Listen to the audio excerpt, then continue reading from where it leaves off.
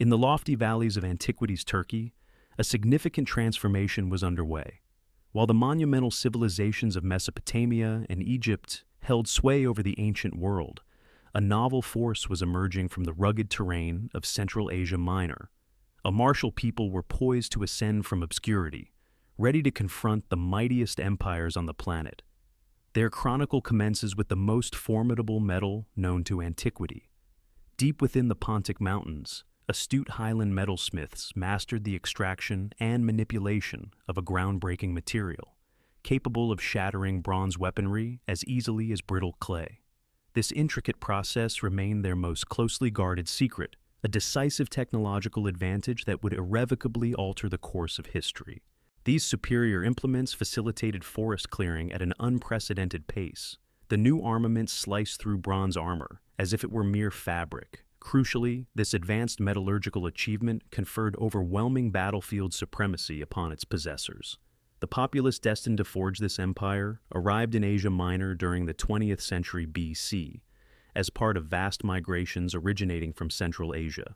These Indo-European speakers introduced horses, wheeled conveyances, and a martial ethos that venerated strength above all else. The unforgiving mountainous environment, characterized by severe winters, blistering summers, and impassable mountain passes, demanded exceptional endurance. Only the robust could endure, and those who persevered learned to command. They encountered a land already flourishing with established civilizations. The indigenous populations had erected impressive urban centers, such as Hattusa, fortified by colossal stone ramparts and adorned with temples dedicated to storm deities and fertility goddesses. Their merchants engaged in lucrative trade of silver and timber with distant Assyria, accumulating considerable wealth from the commerce flowing between Asia and Europe. To the southeast, Hurrian potentates governed vital trade arteries, their horse trainers renowned throughout the ancient world. However, the newcomers possessed an attribute their adversaries lacked: superior weaponry and three-person chariot crews. While other armies struggled with two-person chariots, these crews perfected a lethal synergy of driver, archer, and shield-bearer. Operating in seamless coordination, they could sustain relentless volleys of arrows while maneuvering at high velocity across challenging landscapes. The psychological effect of their arrival shattered enemy formations before the chariots even engaged. Village by village, valley by valley, the Indo-Europeans consolidated their ascendancy. They did not merely conquer, they assimilated. Local storm gods were integrated with their own pantheon. Hurrian horsemanship and training methodologies enhanced their cavalry tactics. Indigenous metalworking traditions were fused with novel smithing techniques. The outcome was a hybrid culture possessing greater strength than any that had preceded it. The inaugural great monarch to leverage these advantages was Labarna. Whether this represented his personal appellation or a regal designation is less significant than his monumental achievements. Operating from his strategic stronghold at Kusara, strategically positioned at the confluence of major commercial routes, Labarna initiated campaigns that would transform a collection of highland settlements into the bedrock of an empire.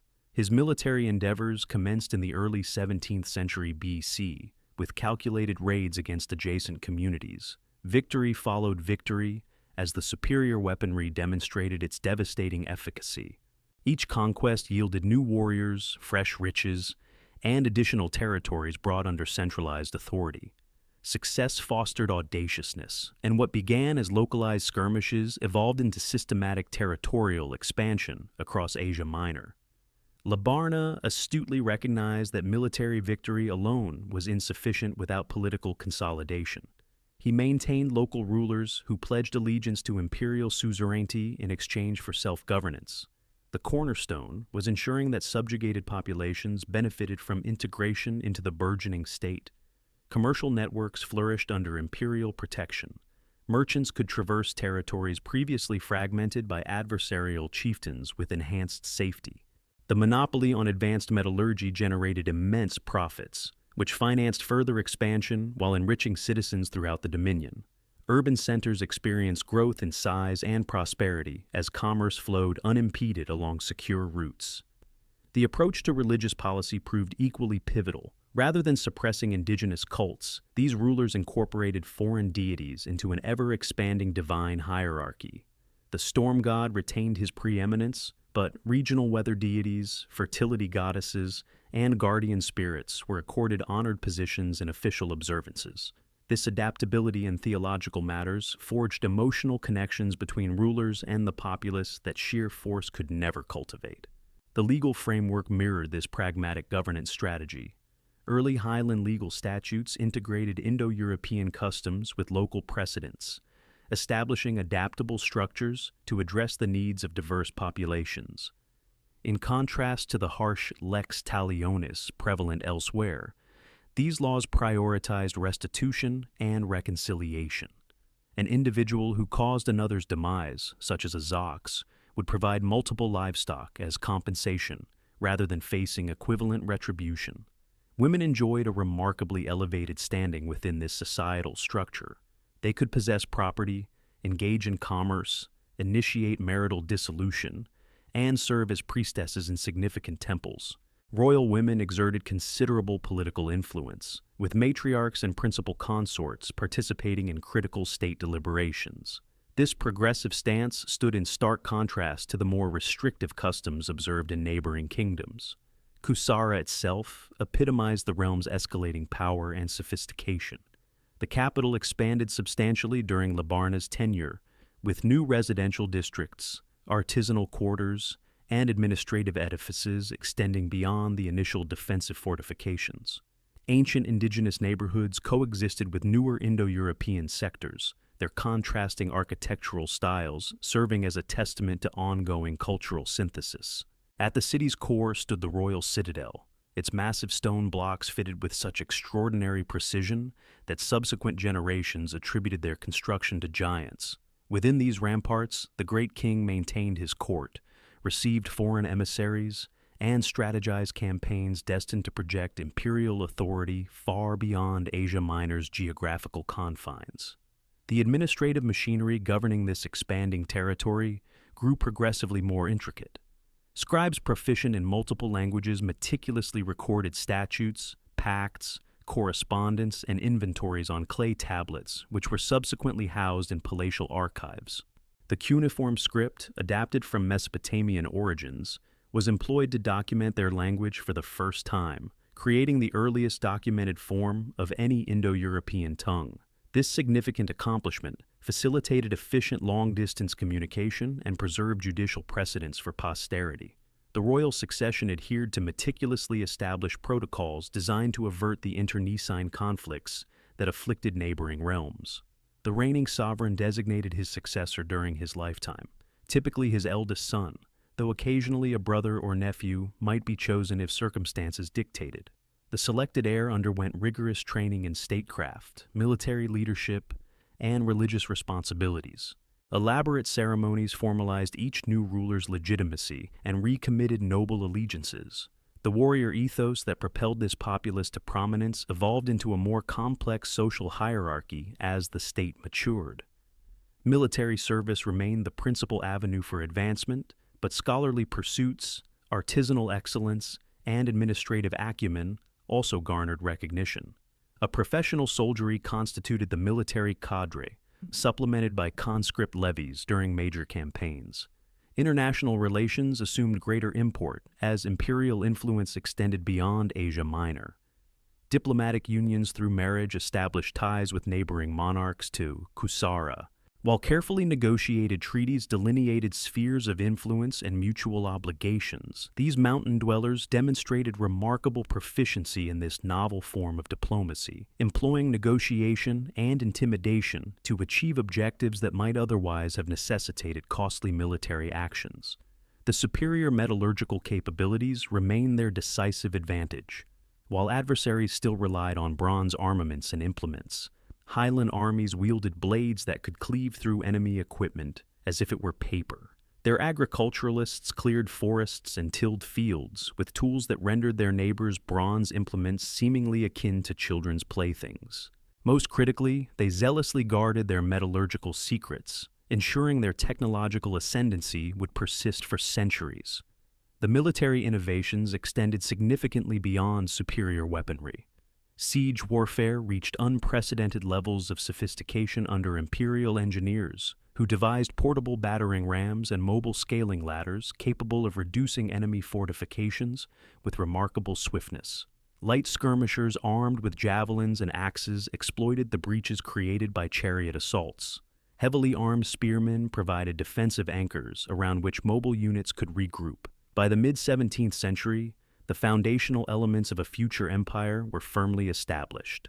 The state that Labarna had constructed from a singular city now commanded the majority of Central Asia Minor, controlled the burgeoning metallurgical trade, and projected power well beyond its mountainous confines. His successors would inherit not merely territory and treasures, but also the administrative, military, and diplomatic instruments essential for challenging the preeminent powers of their era. The wider ancient world remained oblivious to the stirrings within the Anatolian highlands. In the valleys of Syria, Egyptian and Mesopotamian legions contended for dominion over the world's most lucrative trade routes. Ambitious Babylonian monarchs envisioned the resurgence of ancient glories. Northern tribal confederations encroached upon the frontiers of civilization, seeking opportunities for conquest and plunder. None yet grasped that a new power was ascending, one possessing superior technology, battle-hardened tactics, adaptable institutions, and the strategic advantages of mountainous strongholds. These highland warriors had learned to amalgamate the strengths of multiple cultures into a cohesive entity, far exceeding the sum of its individual components. They stood poised to enter the global arena as equals to any power on Earth. The era of expansion was imminent, emanating from their mountain stronghold at Kusara. Ambitious monarchs would soon initiate campaigns that would profoundly shake the ancient world, challenging the pharaohs of Egypt, subjugating Babylon itself, and establishing an empire stretching from the Black Sea to the borders of the Holy Land. The initial great surge of Hittite might was rapidly approaching. The mountain stronghold of Kusara had never witnessed anything comparable. During the winter of 1650 BC, as snow veiled the towering peaks, the supreme ruler addressed his assembled war council, proclaiming his intent to advance beyond his realm's traditional borders. Dissatisfied with merely dominating Central Asia Minor, he resolved to lead his forces into the southern territories, confronting powers that had governed the ancient world for over a millennium. What fueled this audacious ambition? The explanation lay in both opportunity and imperative. To the south, the paramount powers were embroiled in a fierce rivalry. Egypt's pharaohs engaged in conflict with Mesopotamian rulers for control of prosperous Levantine cities, their forces repeatedly clashing in the fertile plains, nestled between the mountains and the sea. Neither side possessed the technological advantages that rendered northern armies virtually unassailable in open combat. The geopolitical situation was more intricate than simple military opportunism. The vital trade arteries that had sustained Kusara's prosperity for generations were under persistent threat from southern conflicts. Merchant caravans bearing precious metals, luxury items, and essential provisions faced escalating perils as warfare proliferated across the region. Tribute from vassal states dwindled as local potentates struggled to maintain their own security. Most critically, intelligence reports indicated that both Egypt and Babylon were contemplating a united front against the burgeoning northern menace. The ruler's advisors were divided regarding the prudence of southern expansion. Seasoned commanders who had participated in the consolidation wars advocated for a continuation of the established strategy of gradual territorial acquisition, absorbing adjacent territories sequentially until the entire Anatolian plateau fell under centralized control. Younger officers, eager for glory and spoils, urged immediate assaults on the affluent southern metropolises before they could mount an effective defense. The merchant class presented perhaps the most persuasive arguments for intervention. Representatives from trading families, who had amassed fortunes through commerce with distant lands, painted vivid portraits of the riches awaiting in the south. Aleppo's storehouses overflowed with merchandise from across the known world. Egyptian gold, Mesopotamian textiles, timber from the Lebanese mountains, precious gemstones from distant India, and ivory from Africa's enigmatic interior. Control over even a few key trading hubs would exponentially amplify royal revenues to unimaginable levels. The monarch understood that opportune timing was paramount. He would strike while the southern powers were preoccupied with each other, seize command of crucial trade routes, and establish dominance before adversaries could organize a cohesive resistance. The strategy was brilliant in its simplicity and formidable in its implications. Preparations were meticulously executed and comprehensive. Throughout the winter months, weaponsmiths toiled day and night, forging spearheads, arrow points, and sword blades from the precious metal that remained their most significant strategic asset. Chariot workshops manufactured hundreds of combat vehicles, each equipped with the three-man crews that had proven so devastatingly effective against traditional adversaries. Supply officers stockpiled grain, preserved meat, wine, oil, and other provisions essential for extended expeditions far from their homeland.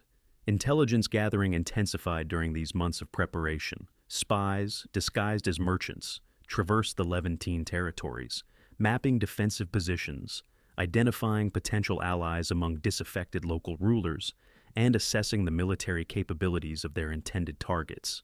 These agents reported that numerous settlements had become complacent during decades of prosperity, their fortifications poorly maintained, and their garrisons more preoccupied with ceremonial duties than actual combat readiness. Religious ceremonies paralleled the material preparations. Priests conducted elaborate rites intended to secure divine favor for the impending campaigns. The storm god received magnificent offerings, including golden vessels, precious stones, and the sacrifice of prize bulls, whose blood was sprinkled upon weapon caches to ensure victory. Oracles were consulted, omens interpreted, and auspicious signs proclaimed to bolster troop morale. The diplomatic dimension of preparedness proved equally vital. Throughout the winter, emissaries journeyed to courts across Anatolia, negotiating a series of treaties with neighboring rulers who might pose a threat to the homeland, while the main forces were engaged abroad. Some accords were cemented through marital alliances between royal families, others through substantial tribute payments, and still others through thinly veiled threats of annihilation. By spring, the northern and eastern frontiers were secured, freeing the entirety of the professional military force for the southern offensive. The initial objective was Aleppo, the most formidable city-state in the northern Levant, and the linchpin for controlling regional trade arteries. For generations, Aleppo's rulers had amassed wealth from commerce flowing between Mesopotamia and the Mediterranean coast. Their merchants traded in exquisite goods sourced from across the known world: Egyptian gold, Mesopotamian textiles, cedar wood from the Lebanese mountains, and ivory from distant Africa. The city's ramparts enclosed palaces and temples that rivaled those of Babylon itself. The very wealth that rendered Aleppo so desirable also rendered it vulnerable. Its strength derived from commercial networks rather than military prowess. The city's defenders comprised primarily bronze-clad infantry, supported by conventional two-man chariots, formidable against brigands or minor raiding parties, but inadequate against a full-scale invasion by technologically superior adversaries. Aleppo's ruling council had grown complacent during decades of prosperity. Trade agreements and diplomatic pacts had ensured peace with neighboring powers, fostering an illusion of perpetual security. The city's magnificent fortifications, constructed from immense stone blocks and rising over 30 feet above the surrounding plain, had never been seriously tested by determined besiegers. Warehouses bulged with goods awaiting shipment to distant markets, while temple treasuries overflowed with offerings from grateful merchants whose ventures had prospered under divine auspices. The invasion commenced in the spring of 1650 BC, with a swiftness and ferocity that caught the entire region entirely unprepared.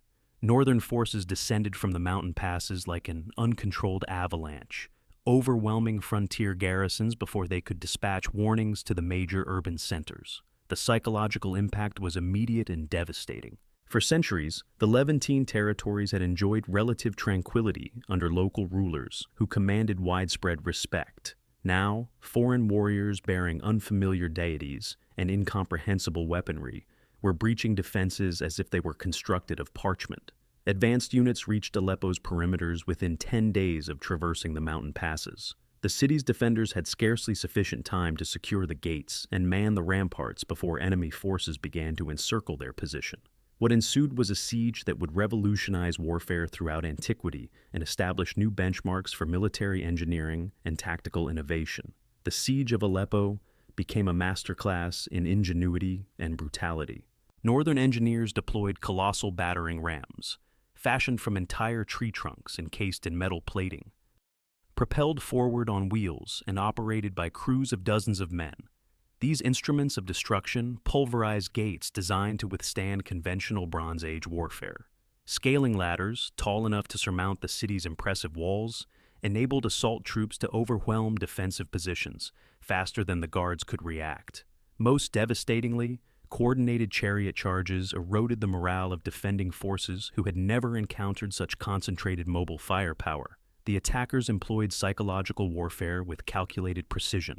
During the initial days of the siege, captured defenders were publicly executed in full view of the city walls, their severed heads mounted on stakes as a grim warning to those still resisting. Night assaults employing incendiary arrows set portions of the city ablaze, instilling panic among civilians who had never experienced the horrors of war. The continuous thunder of drums from the besieging encampments prevented sleep, gradually wearing down both the military and civilian resolve. Engineering advancements extended far beyond conventional siege apparatus. Sappers began excavating tunnels beneath the walls, shoring them with wooden supports that could be ignited to cause the collapse of entire sections of the fortifications. Archers positioned in mobile elevated platforms could rain down projectiles into the city, targeting defenders and fostering pervasive fear among the populace. Most ingeniously, water supplies were disrupted by diverting the streams that fed the city's cisterns, creating a debilitating thirst that affected everyone from the royal palace to the humblest artisan's workshop. The siege persisted through the summer months as Aleppo's rulers desperately sought assistance from their traditional allies. Emissaries slipped away through clandestine passages, carrying appeals for aid to Egyptian garrisons in the south and Mesopotamian forces in the east. However, the considerable distance and the rapid advance of the Northern Army had left the city isolated. No succor was forthcoming. Within the city walls, conditions steadily deteriorated. Food provisions dwindled as the siege wore on. Tensions escalated among the various city districts. As rumors circulated regarding covert negotiations with the besiegers, the merchant class, whose prosperity was intrinsically linked to trade networks now completely disrupted, began to exert pressure on the ruling council to seek terms of capitulation. Clerical pronouncements declared divine abandonment of the city, attributing their departure to an unspecified transgression, thus compounding the populace's material distress with spiritual desolation. When the formidable fortifications of Aleppo finally succumbed after a siege spanning 3 months, the victorious commander faced a pivotal choice that would indelibly shape the character of his burgeoning dominion. Historically, conquering leaders typically subjected captured cities to extensive plundering, appropriating wealth, and enslaving inhabitants before returning to their ancestral lands.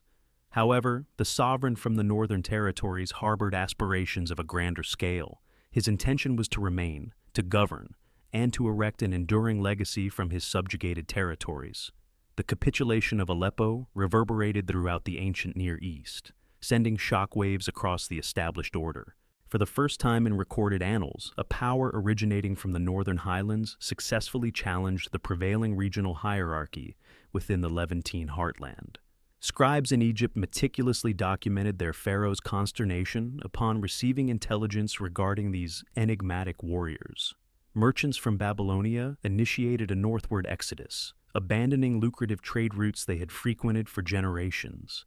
Diplomatic dispatches from this era underscore the escalating apprehension among rulers who suddenly confronted a rapidly transforming world, a transformation they were neither equipped to anticipate nor control. The commander from the north adeptly leveraged this psychological advantage with cold, calculated precision. One city after another capitulated without resistance, opting to avoid the calamoth that befell Aleppo. Those who yielded early were granted relatively lenient terms, which included a degree of local self-governance under a new supervisory authority, the preservation of their traditional religious practices, and the continuity of existing commercial relationships. Conversely, those who mounted a defense endured systematic obliteration, a fate that subsequently became a legendary cautionary tale throughout the region. Nevertheless, the truly groundbreaking aspect of this conquest resided not in the military victory itself, but in its aftermath. Instead of merely engaging in sea pillage and withdrawal, the Northerners instituted a sophisticated administrative framework engineered to transmute transient triumph into permanent dominion. Conquered territories were meticulously organized into administrative provinces, each overseen by appointed officials who blended intimate local understanding with unwavering allegiance to the central authority. Syrian noble families that embraced the new political order found integration within this administrative structure, their expertise and established connections proving invaluable to rulers cognizant of the complexities inherent in governing diverse populations. The influx of wealth generated by these military campaigns catalyzed a profound transformation within northern society itself. The tribute extracted from the Levant encompassed not only precious metals like gold and silver, but also skilled artisans, learned scholars, and adept administrators whose specialized knowledge significantly augmented the capabilities of the state. Architects conversant with Southern construction methodologies introduced novel architectural styles to the capital. Scribes proficient in multiple languages expanded the reach and effectiveness of the bureaucratic apparatus. Artisans brought forth new aesthetic traditions that profoundly enriched the cultural milieu of the royal court. Trade networks experienced exponential growth as merchants gained access to thoroughfares, formerly under the control of adversarial powers. Caravans laden with commodities from India and Central Asia could now traverse safely from the Mediterranean coast to the Black Sea. The capital city of Hattusa flourished, becoming increasingly expansive and majestic, its palaces and temples a testament to the cosmopolitan character of the expanding state. New residential districts were established to accommodate foreign artisans, and dedicated diplomatic quarters were constructed to house visiting emissaries. Expanded marketplaces offered wares sourced from across the known world.